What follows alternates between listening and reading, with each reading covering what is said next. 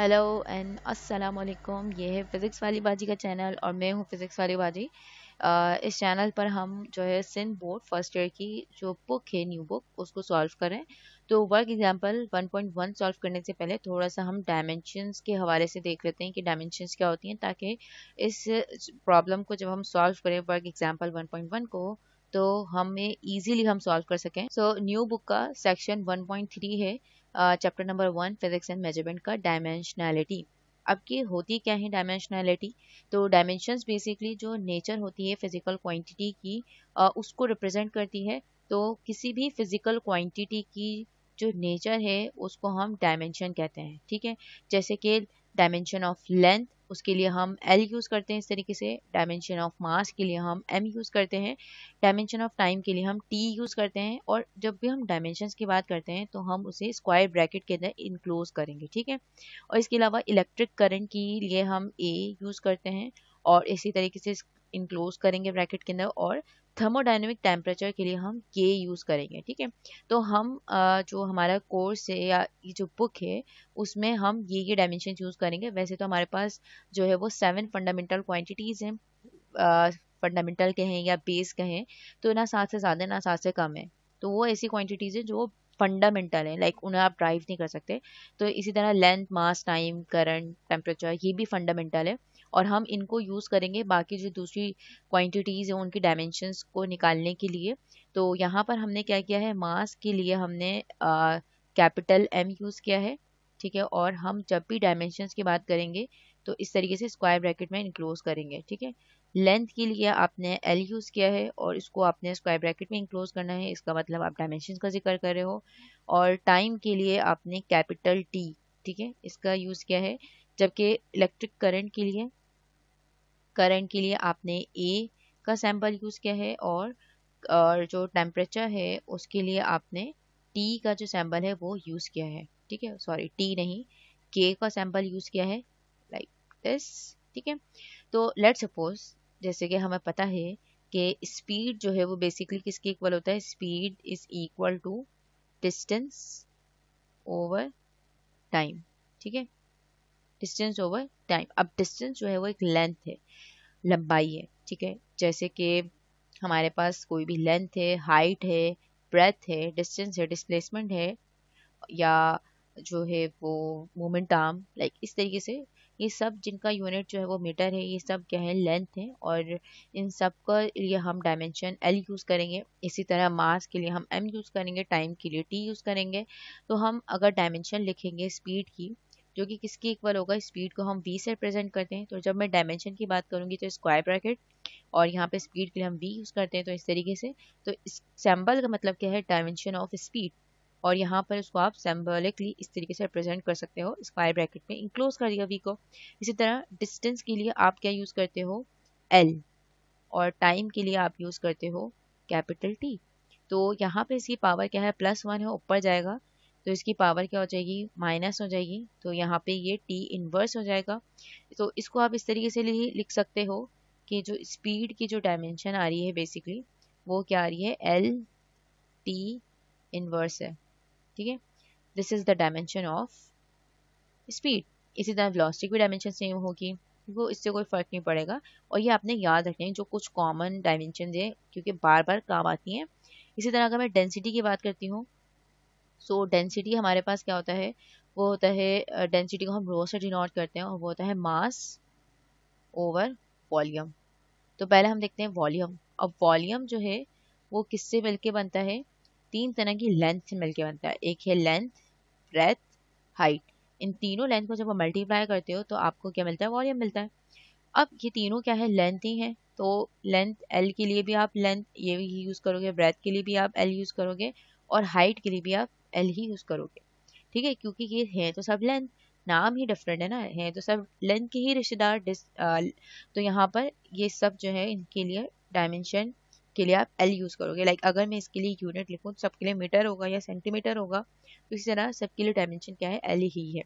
तो यहाँ पे इसकी पावर +1 है, इसकी पावर +1 है, इसकी पावर +1 है। तो तीनों ऐड होके क्या बन जाएगा, +3 हो जाएगा। तो इसको आप ऐसे भी लिख सकते हो कि हमारे पास जो डायमेंशन आ रही है वॉल्यूम की, dimension of volume is L cube, ठीक है। और इसी तरह अगर मैं एरिया के निकालना चाहूँ तो एरिया क्या होता है, length multiply by breath. Length और ब्रेथ दोनों ही क्या है, यहाँ पर लेंथ है और उसके लिए डायमेंशन क्या होगी, एल, तो यहाँ पे होगा एल और एल। तो इन सब की पावर क्या है, +1 है, +1 है, बेस से हमें पावर को ऐड कर देंगे तो ये क्या हो जाएगा, एल और इसकी पावर क्या हो जाएगी, +2 हो जाएगी। तो हम इस तरीके से लिख सकते हैं कि जो एरिया है उसकी जो डायमेंशन आ रही है वो क्या आ रही है, एल स्क्वायर आ रही है। सो this is the dimension for area. इसी तरह अगर मैं एक्सेलरेशन की निकालूं तो एक्सेलरेशन के लिए हमारे पास कुछ फॉर्मूला बनता है, A is equal to velocity over time, ठीक है। डायमेंशन निकालना है, स्क्वायर ब्रैकेट में क्लोज करेंगे, वेलोसिटी के लिए हमारे पास v आ जाएगा और यहाँ पे क्या आ जाएगा, t आ जाएगा, ठीक है।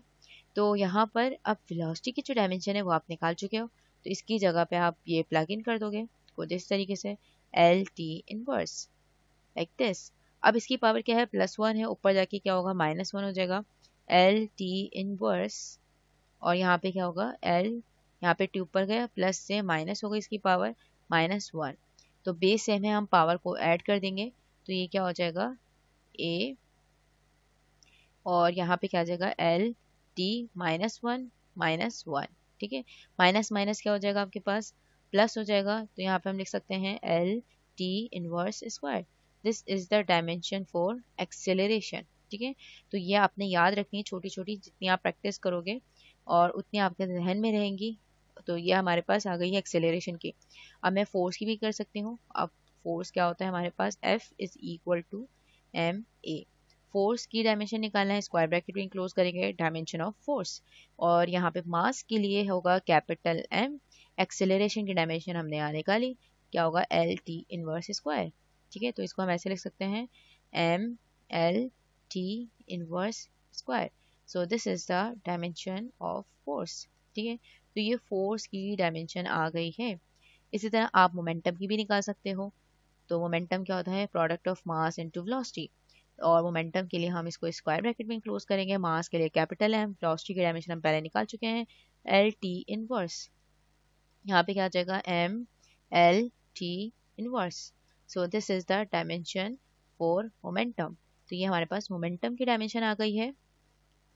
तो ये बुक के अंदर एक टेबल गिवन है जिसके अंदर उन्होंने डायमेंशनल फार्मूला है, वेरियस फिजिकल क्वांटिटीज हैं उनको डिस्कस किया है, like physical quantities, expression, dimensional formula.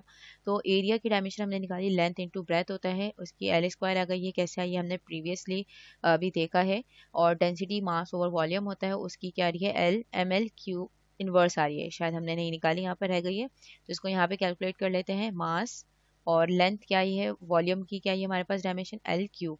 तो ये क्या हो जाएगा, एम एल ऊपर जाएगा, इसकी पावर जो है वो प्लस से ऊपर जाके क्या होगी, माइनस हो जाएगी, तो ये इनवर्स क्यूब हो जाएगा। इसको हम ऐसे लिख सकते हैं, एम एल इनवर्स क्यूब।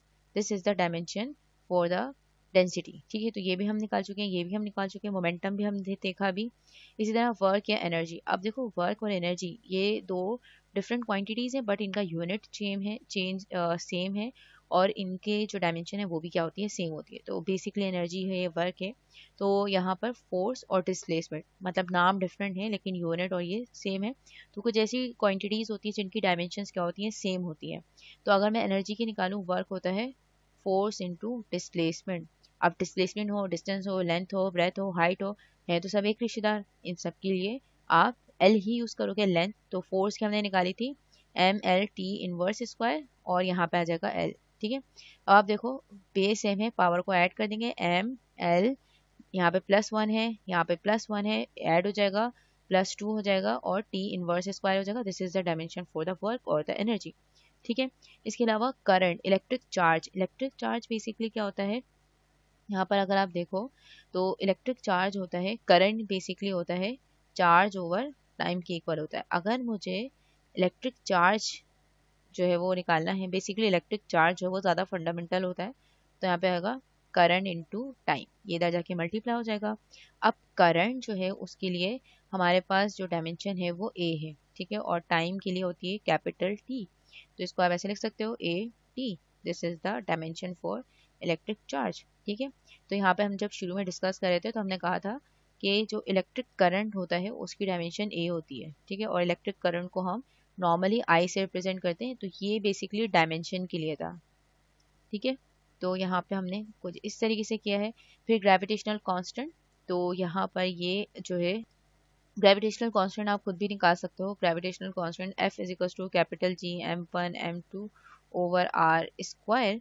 तो अगर मुझे ग्रेविटेशनल कांस्टेंट क्या है, कैपिटल G है, तो यहाँ पे मुझे कैपिटल G चाहिए, क्या होगा F are square over m1 m2, ठीक है। तो मैंने अपनी इक्वेशन को G पे सेट कर दिया है और इसकी मुझे डायमेंशन निकालनी है। तो ये क्या हो जाएगा, कैपिटल G, इसकी डायमेंशन चाहिए force, dimension of force. R क्या है, बेसिकली डिस्टेंस है दो प्लैनेट्स के दरमियान का, तो है तो इन दी एंड क्या है, इन दी एंड लेंथ ही है। और मास के लिए होगा यहाँ पे m, और यहाँ पे क्या हो जाएगा, m हो जाएगा, ठीक है। तो फोर्स की डायमेंशन क्या होती है, m l t inverse square, length की होगी हमारे पास l, और यहाँ पे है स्क्वायर। मास के लिए होगा बेस से में पावर को ऐड कर देंगे तो क्या होगा, m स्क्वायर हो जाएगा, ठीक है। अब बेस से में पावर को ऐड करेंगे तो यहाँ पे क्या होगा, capital G as it is आ जाएगा, और m L T inverse square, और यहाँ पे क्या है, एल स्क्वायर है तो इसको सिंप्लीफाई कर लेते हैं। तो बेस सेम है, पावर ऐड हो जाएंगी यहाँ पर, ये वाली और ये वाली। तो यहाँ पे हमारे पास क्या बन जाएगा, L cube T inverse square, और मास ऊपर जाएगा ये वाला, तो ये होगा नेगेटिव हो जाएगा, मतलब इनवर्स स्क्वायर हो जाएगा। बेस सेम है, पावर को ऐड करेंगे, +1 है, +1 -2 L cube T inverse square. तो यहाँ पे क्या हो जाएगा, m, और इसमें से जब एक जाएगा तो -1 आ जाएगा, एल क्यूब आ जाएगा और टी इनवर्स स्क्वायर आ जाएगा। तो ये आ गया है ग्रेविटेशनल कांस्टेंट की डायमेंशन, जो कि क्या है, ये है, ठीक है। तो आप देखो आपने यही निकाली है, यहाँ पर हमने जब सॉल्व किया तो वापस से यही आ रही है, ठीक है। Moment of inertia, moment of inertia ये भी हम डिस्कस करेंगे, मोमेंट ऑफ इनर्शिया आगे जाके चैप्टर के अंदर। तो ये बेसिकली मास ओवर डिस्टेंस होता है, इसको हम आई से रिप्रेजेंट करते हैं, एम आर स्क्वायर के इक्वल होता है, आर रेडियस है, रेडियस हो, डायमीटर हो, लेंथ हो, ब्रेथ हो, हाइट हो, सब हैं क्या, लेंथ के रिश्तेदार, सबके लिए डायमेंशन होगी एल, ठीक है। तो यहाँ पे क्या होगा, एल का स्क्वायर, तो ये क्या हो जाएगा, एम एल स्क्वायर। तो ये जो मोमेंट ऑफ इनर्शिया का फॉर्मूला का है, ये हम रोटेशनल वाला जो चैप्टर उसमें डिस्कस करेंगे। मोमेंट ऑफ फोर्स, फोर्स है ये आप खुद से कैलकुलेट करने की कोशिश करना, और एंगुलर मोमेंटम जो है वो हमारे पास कुछ ही होता है, तो ये भी आप खुद से सॉल्व करने की कोशिश करिए। इस तरह बहुत सारी क्वांटिटीज़ हैं जिनके आप डायमेंशन जो है वो निकाल सकते हो। अच्छा, कुछ मोर इन्फॉर्मेशन के लिए आपके लिए बाद में काम आएगा। कुछ ऐसे होते हैं जिनको हम बोलते हैं डायमेंशनल वेरिएबल्स। डायमेंशनल वेरिएबल्स मतलब ऐसी क्वांटिटीज़ जिनका ना सिर्फ यूनिट हो और उनका जो है वो डायमेंशंस भी हो, ठीक है। तो जिनकी डायमेंशन और यूनिट दोनों, जैसे कि force, velocity, acceleration and so on, ठीक है। मतलब कि देखो फोर्स की जो वैल्यू हो वो चेंज हो रही है, वेरिएबल का मतलब होता है ऐसी क्वांटिटी जो कि चेंज हो। तो यहाँ पे फोर्स की जो वैल्यू है, जैसे F is equal to M A है, अब यहाँ पे m की वैल्यू चेंज होगी, फोर्स की वैल्यू चेंज हो जाएगी, या a चेंज हो तो फोर्स चेंज हो जाएगा। तो ये क्या है, डायमेंशनल वेरिएबल, मतलब इसका यूनिट भी हो और इसकी डायमेंशन भी है। इसी तरह वेलोसिटी का क्या है, s/t है। तो यहाँ पे अगर डिस्टेंस चेंज होता है या डिस्प्लेसमेंट चेंज होता है या टाइम चेंज हो, कोई एक भी चेंज होगा तो वेलोसिटी चेंज हो जाएगी। तो इस तरह हमारे पास बहुत सारी quantities. Non dimensional variables basically कौन कौन से होते हैं, ऐसे वेरिएबल्स जिनकी वैल्यूज तो चेंज हो रही है, ऐसी क्वांटिटीज जिनकी वैल्यू तो चेंज हो रही है लेकिन उनकी डायमेंशंस जो है वो नहीं होती हैं, ठीक है। तो उनका कोई ना कोई यूनिट तो होगा, बट उनकी जो डायमेंशन है, डायमेंशन वो नहीं होगी, ठीक है। जैसे कि प्लेन एंगल, जो कि आपने पढ़ा इससे पहले, plane angle, angles, solid angle, ये 2 डायमेंशनल और 3 डायमेंशनल एंगल, तो एटसेट्रा, इनकी वैल्यूज तो चेंज हो रही हैं, ठीक है, वेरिएबल ही है लेकिन इनकी डायमेंशन नहीं। और कुछ होते हैं डायमेंशनल कांस्टेंट जिनकी डायमेंशन भी है, यूनिट भी है, बट उनकी जो वैल्यू है वो फिक्स्ड है, ठीक है। तो इनकी जो वैल्यूज थी वो चेंज हो रही थी, तो इनका यूनिट भी है, और नाम से ही पता चल रहा है कांस्टेंट है तो इसकी वैल्यू ऑफ फिक्स्ड होगी। अब ऐसी कौन सी होती हैं, acceleration due to gravity, gravitational constant, ठीक है, जो कांस्टेंट होते हैं, कूलम कांस्टेंट एटसेट्रा। तो ये जो कांस्टेंट होते हैं इनकी डायमेंशंस भी होती हैं, यूनिट भी होती है, लेकिन इनकी वैल्यू क्या होती है, फिक्स्ड होती है। अब नॉन डायमेंशनल कांस्टेंट कौन कौन से होते हैं, जिनकी डायमेंशंस जो है वो ना हो, डायमेंशन ना हो, यूनिट ना हो, और उनकी वैल्यू भी क्या है, फिक्स्ड है, फिक्स्ड वैल्यू। ब्लैक, जैसे कि रिफ्रैक्टिव इंडेक्स, रिफ्लेक्टिव इंडेक्स, अब इसकी जो वैल्यू है वो फिक्स्ड है और उसकी कोई यूनिट नहीं होता, रिफ्लेक्टिव इंडेक्स का कोई यूनिट नहीं है। इसी तरह डाई इलेक्ट्रिक कांस्टेंट, ठीक है, ये भी आप पढ़ोगे। और डाइलेक्ट्रिक कांस्टेंट, इसका भी जो है वो वैल्यू फिक्स्ड है बट डायमेंशन नहीं है, यूनिट नहीं है। इसी तरह हम मैग्निफिकेशन पढ़ते हैं, ऑप्टिक्स के अंदर पढ़ेंगे मैग्निफिकेशन, तो उसके अंदर भी क्या है, ना यूनिट है ना डायमेंशन है, एंगुलर हो या लीनियर हो। तो कुछ ऐसी क्वांटिटीज़ होती हैं जिनकी जो है ना यूनिट होता है ना डायमेंशन होता है और उनकी वैल्यू क्या होती है, फिक्स्ड होती है। जल्दी से हम इसकी एप्लीकेशंस को और लिमिटेशंस को देख लेते हैं। बेसिकली जो एप्लीकेशंस होती हैं डायमेंशंस की, वो ये हैं कि इसके थ्रू आप जो भी इक्वेशन है, डायमेंशनल इक्वेशन है, उसकी कंसिस्टेंसी को चेंज कर सकते हो। और इसके अलावा आप जो कोई भी रिलेशन जो है फिजिकल क्वांटिटीज़ का निकालते हो, फिजिकल फिनोमेना का, वो रिलेशन ड्राइव कर सकते हो। तो बेसिकली हम क्या करते हैं, जो भी हम न्यू इक्वेशन बनाते हैं उसकी हम डायमेंशन को चेक करते हैं। लाइक अगर मेरे पास ये इक्वेशन है F=ma, ठीक है, तो इसकी जो लेफ्ट हैंड साइड है और राइट हैंड साइड है, दोनों की डायमेंशन क्या होगी, सेम होगी, तभी ये इक्वेशन वैलिड है। अगर ऐसे नहीं होता तो हम जो भी इक्वेशन बनाएंगे और उसके अगर इस तरीके से लेफ्ट हैंड साइड और right hand side dimensionally correct ना हो तो फिर वो इक्वेशन नहीं बनेगी। तो आपने डायमेंशनलिटी चेक करनी है। फिर कहते हैं to change the unit from one system to another, जब हम एक सिस्टम से दूसरे सिस्टम यूनिट चेंज कर होते हैं, वहाँ पर जो है वो डायमेंशन जो है वो बिल्कुल सेम रहती है, उसके ऊपर कोई फर्क नहीं पड़ता है। इसके अलावा जो लिमिटेशंस हैं वो देखते हैं, some limitations of the dimensionalities are. तो यहाँ पर ये आपको इन्फॉर्मेशन नहीं प्रोवाइड करती है डायमेंशनल कांस्टेंट के हवाले से। जैसे मैंने कहा कि ग्रेविटेशनल कांस्टेंट था हमारे पास जी था, तो जब हम ड्राइव वगैरह करेंगे ना इक्वेशन को, जैसे कि इन्होंने डिस्कस भी किए, हमने ड्राइव भी किया है फॉर्मूला, तो जब हम कुछ ड्राइव कर रहे होते हैं ना, तो उसमें जो डायमेंशनल कांस्टेंट है उसके बारे में इंफॉर्मेशन प्रोवाइड जो है वो नहीं की जा रही होती है डायमेंशनैलिटी के अंदर। इसके अलावा जो भी फॉर्मूला है जिसमें अगर ट्रिग्नोमेट्रिक फंक्शन आ जाए या एक्सपोनेंशियल फंक्शन आ जाए, लोगैरिथमिक फंक्शन आ जाए, उसको भी आप ड्राइव नहीं कर सकते। लाइक अगर साइन थीटा आ जाए तो उसकी कोई डायमेंशन नहीं है, ठीक है, उसको हम डायमेंशन लेस लेके चलेंगे। इसी तरह एक्सपोनेंशियल फंक्शन आ जाए या लोगैरिथमिक फंक्शन आ जाए, ठीक है, इनको आप जो है वो ड्राइव नहीं कर सकते, इनकी डायमेंशन नहीं होगी। इसके अलावा हम कहेंगे कि डायमेंशनल लेस है। और इसके अलावा ये आपको इन्फॉर्मेशन भी प्रोवाइड नहीं करती कौन सी स्केलर क्वांटिटी और कौन सी वेक्टर है। तो जैसे कि आपने देखा कि हमने वेलोसिटी था या डिस्टेंस था या डिस्प्लेसमेंट था, दोनों के लिए हमने एल यूज़ किया था, ठीक है। तो ये नहीं बता रहा कि कौन सी स्केलर क्वांटिटी कौन सी वेक्टर क्वांटिटी, उसके बारे में भी डायमेंशन हमें कोई इन्फॉर्मेशन प्रोवाइड नहीं करती है। सो इस लेक्चर के लिए इतना ही। इंशाल्लाह नेक्स्ट वीडियो के अंदर हम जो सैम्पल प्रॉब्लम है या सैम्पल एग्जाम्पल है 1.1 उसको सॉल्व करेंगे, वो भी डायमेंशन से ही रिलेटेड है। तो जब तक के लिए अल्लाह हाफिज़।